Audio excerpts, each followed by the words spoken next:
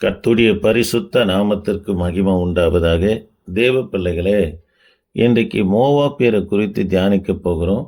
ஏசாயா தீர்க்க தரிசன புஸ்தகம் 15ஆம் அதிகாரம் 16ஆம் அதிகாரம் வரைக்கும் நம்ம வாசித்து பார்ப்போம்னா, மோவாப்பின் பாரம் என்று 15ஆம் அதிகாரம் 1ஆம் வசனத்தில் சொல்லப்பட்டு இருக்கிறது. மோவாப்பின் பாரம் என்றால் மோவாப்புக்கு வரப்போகிற கர்த்தருடைய நியாய தீர்ப்பை இது குறிக்கிறது. இன்றைக்கு மோவாபியர் யார் என்றும், எதனால இந்த மோவாபியருக்கு கர்த்தருடைய நியாய தீர்ப்பு வந்தது என்றும், இவங்க சபிக்கப்பட்டவர்களாய் காணப்பட்டாலும் கூட தாவீதுக்கு பாட்டி குடும்பம் எப்படி மாறாங்க என்பதை குறித்து நாம் தியானித்து இந்த பகுதியை முடிக்கும்படியா அடியேன் விரும்புகிறேன். இந்த மோவாபியர் யார் என்றால், ஆதியாகமும் 19ஆம் அதிகாரம் 31 37 வரைக்கும் வாசித்து பார்ப்போம்னா, லோத்துவுக்கு 2 மகள் இருக்கிறாங்க. மூத்தவர் தன் தகப்பனுக்கு மதுபானத்தை கொடுத்து அவனோடு சயனிக்கிறாங்க. தன் தகப்பனிடத்துல தகாத உறவின் முறையில் பிறந்தவன் தான் மூத்த மகளுக்கு பிறக்கிற மகனுக்கு தான் மோவாப் என்று பெயர் வைக்கிறாங்க. இவன் வழியில் வந்தவர்கள் தான் மோவாபியர் என்று அழைக்கப்பட்டாங்க. தேவ பிள்ளைகளே, இந்த மோவாபியர் பின் நாட்களிலே இஸ்ரவேலுக்கு பரம எதிரிகளாக காணப்பட்டாங்க. என்னாகமும் 22ஆம் அதிகாரம் 6 வரைக்கும் வாசித்து பார்ப்போம்னா, இஸ்ரவேல் ஜனங்க எகிப்திலிருந்து புறப்பட்டு வரும்போது, மோவாப் வழியா வரும்போது, இந்த மோவாப்பின் ராஜாவாய் காணப்படுகிற பாலாக் என்ற அரசன் அதிகாலையில் எழுந்து வந்து பார்த்த உடனே தன் தேசத்தின் முகம் தெரியாதபடி இஸ்ரவேல் ஜனங்க பாளையம் இறங்கியிருக்கிறத பார்த்த உடனே தனக்கு ஏதோ இஸ்ரவேல் நிமித்தம் ஆபத்து நேரிடுமோ என்று சொல்லி பீலயம் என்கின்ற மந்திரவாதியை அழைத்து இஸ்ரவேலை சபிக்கும்படியாய் சொல்லுகிறான். தேவ பிள்ளைகளே, இந்த மோவாபியர் இஸ்ரவேலுக்கு பரம எதிரிகளாக காணப்பட்டாங்க. ரூத்து புத்தகம் வரும்போது மோவாபியர் தாவீதுக்கு சொந்தக்காரர்களாக மாறுறாங்க. தேவ பிள்ளைகளே, இந்த ரூத்து மோவாபிய பெண் தன் மாமியார் அதாவது நகோமியோடு கூட வந்த பிற்பாடு ஒரு சந்தர்ப்பத்தில் போவாஸை அவங்க திருமணம் செய்த பிற்பாடு ரூத்துவுக்கும் போவாஸுக்கும் பிறந்தவர் தான் ஓபேத்து. ஓபேத்துக்கு பிறந்தவர் தான் ஈசாய். ஈசாய்க்கு பிறந்தவர் தான் தாவீது.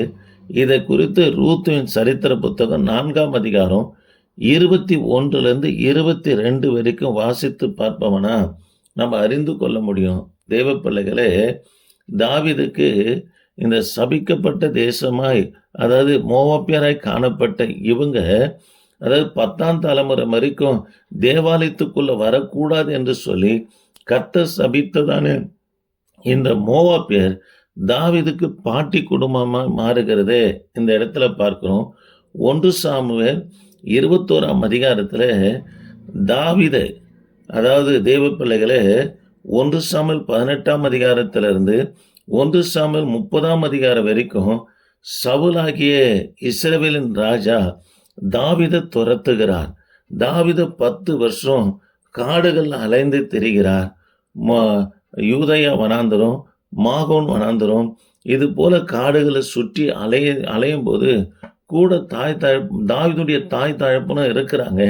இவங்க வயதானவர்கள் அதாவது காடுகளுக்கும் மலைகளிலும் ஏற முடியாத பட்சத்தில் மோவாப்பின் ராஜாவின் இடத்துல தன் தாய் தகப்பனை கொண்டு போய் தாவீது விடுகிறத பார்க்கிறோம். காரணம், மோவாப்பியர் தாவீதுக்கு பாட்டி குடும்பமாய் ஆனாங்க.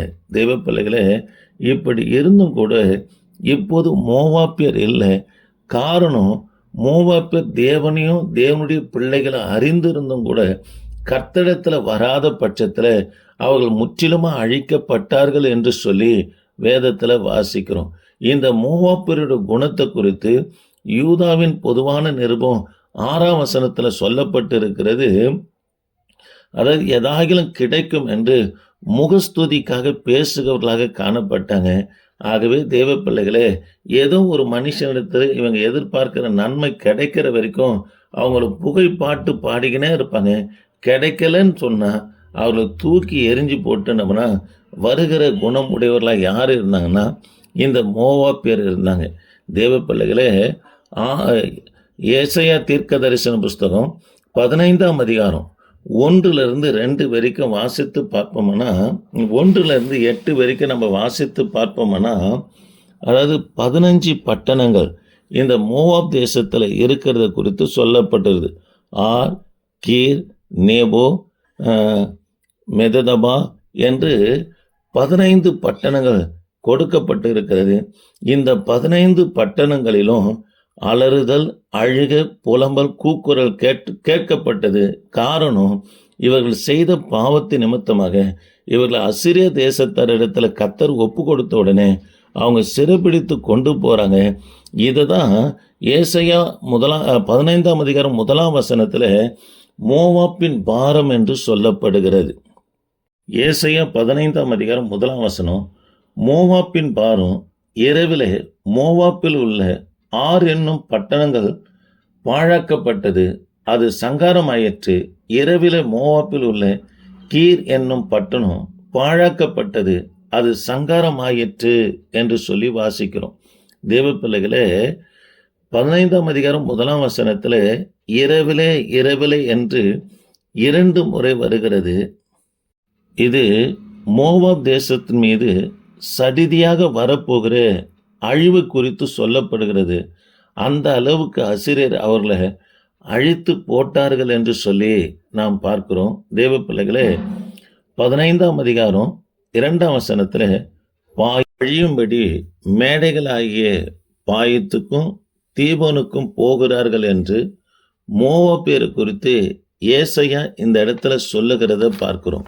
தேவ பிள்ளைகளே, இந்த பாயித் தீபோனில் இருக்கிற இந்த 2 பட்டணங்களிலே விக்கிரகங்கள் நிறைந்த இடமாக காணப்பட்டது.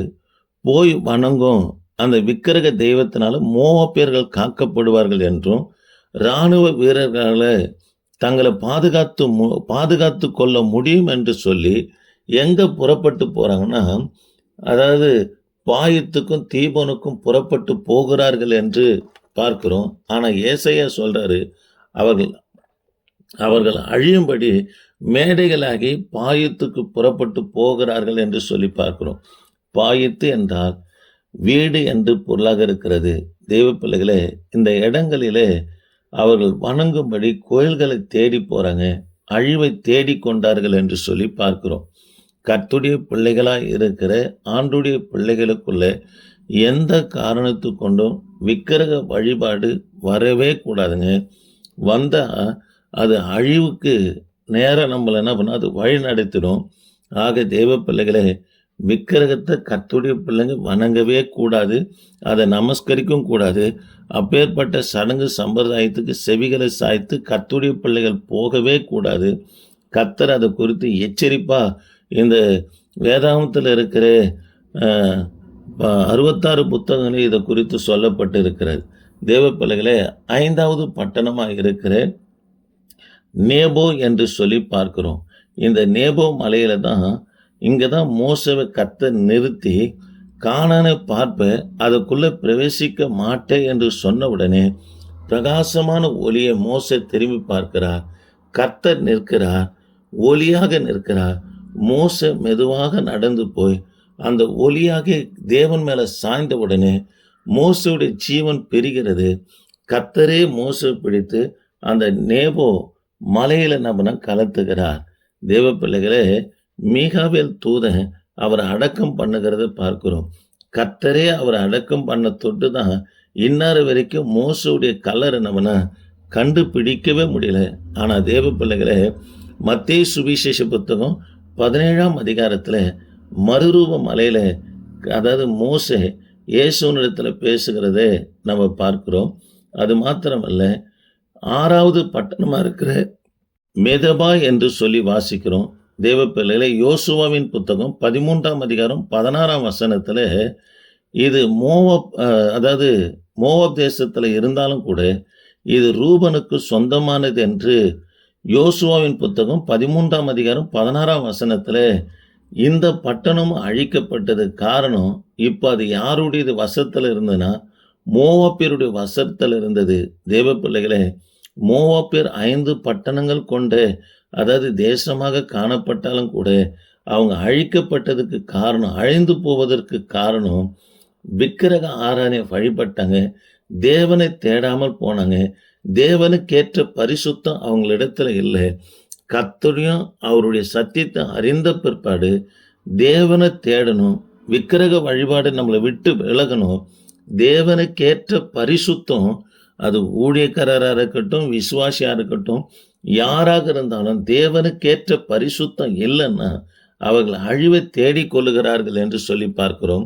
தேவ பிள்ளைகளே, ஏசாயா தீர்க்க தரிசன புஸ்தகம் 15ஆம் அதிகாரம் 5ஆம் வசனத்தை வாசித்து பார்ப்போம்னா, என் இருதயம் மோவாப்பு நிமித்தம் ஓலம் இடுகிறது என்று ஏசாயா சொல்லுகிறார்.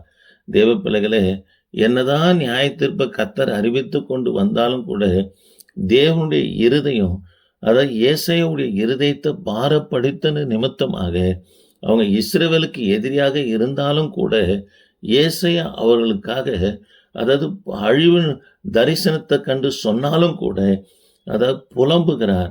இதுதாங்க தேவனுடைய இருதயம். என் இருதயம் மோவாப்பு நிமித்தம் ஓலம் இடுகிறது என்று சொல்லி பார்க்கிறோம். தேவ பிள்ளைகளே, கர்த்தர் மன்னித்து ஏற்றுக்கொண்டது போல நம்முடைய சத்துருக்கள் ஆகிய சிலர் மன்னித்து நாம் ஏற்றுக்கொள்ளுகிற பிள்ளைகளை தான் இருக்கணும். மனுஷுடைய தப்பிதங்களை மன்னித்ததான் கர்த்தர் நம்மளை மன்னிப்பார் என்று சொல்லப்பட்டு இருக்கிறார். தேவ பிள்ளைகளே, இன்றைக்கு மோவாபியர் ஏன் அழிக்கப்பட்டார்கள் என்று சொல்லி பார்த்தோம். தேவனையும் தேவனுடைய பிள்ளைகளும் கர்த்தருடைய காரியங்களை அறிந்தும் கூட கர்த்தரிடத்தில் வராத பட்சத்தில் அழிவை தேடிக்கொண்டாங்க. ஒரு சிலர் சொல்கிறாங்க, இன்னும் கொஞ்ச நாள் நான் செய்ய வேண்டிய பாவத்தை செஞ்சுட்டு கர்த்தரிடத்தில் வருவேன், இன்னும் என்னுடைய கடமைகள், வீட்டில் பிள்ளைகளுக்கு திருமணம் செய்யணும், பேர பிள்ளைகளுக்கு செய்ய வேண்டிய உபகாரங்கள் இருக்குது, அதெல்லாம் முடிச்சிட்டு நான் கர்த்தரிடத்தில் வருவேன் என்று ஒரு சிலர் சொல்லுகிறதை பார்க்கிறோம். தேவ பிள்ளைகளே, தேவன் யார் என்று அறிந்த பிற்பாடு, ஞானஸ்தானம் என்ன என்று அறிந்த பிற்பாடு, பரிசுத்த ஜீவி என்ன என்று அறிந்த பிற்பாடு காலம் தாமதிக்கவே கூடாதுங்க. வேதம் சொல்லுகிறது, இன்றே ரட்சணிய நாள், இன்றே அனுக்கிரக நாள் என்று சொல்லப்படுகிறது. அந்த ரட்சணிய நாளை நம்ம ஆதாயப்படுத்திக் கொள்வோமானால் நம் வாழ்நாள் முழுவதும் கர்த்தர் நமக்கு அனுகிரகம் செய்கிறார். ஆக காலத்தை தாமதிக்க வேண்டாம். காலத்தை தாமதித்த இந்த மோவாபியர் அழிவை தேடிக்கொண்டாங்க. நாம் பரிசுத்தத்திற்கும் தேவனை தேடுவதற்கும் ஜெபிப்பதற்கும் வேதத்தை வாசிப்பதற்கும் காலம் தாமதிக்கவே கூடாது. அதை உடனே செய்யும்போது பல ஆபத்துகளிலிருந்து கர்த்தர் நம்மளை விடுவிக்கிற தேவனாக இருக்கிறார். ஜெபிப்போம். கிருபையே, நாங்கள் உம்மை துதிக்கிறோம். ஆண்டவரே, இந்த வார்த்தை கேட்கிற பிள்ளைகளுக்காக ஸ்தோத்திரம். கர்த்தர் நீங்கள் ஆசீர்வதிங்க. தொடர்ந்து உமது கரம் இருக்கட்டும். இயேசு நாமத்தில் ஜெபிக்க நல்ல பிதாவே, ஆமென்.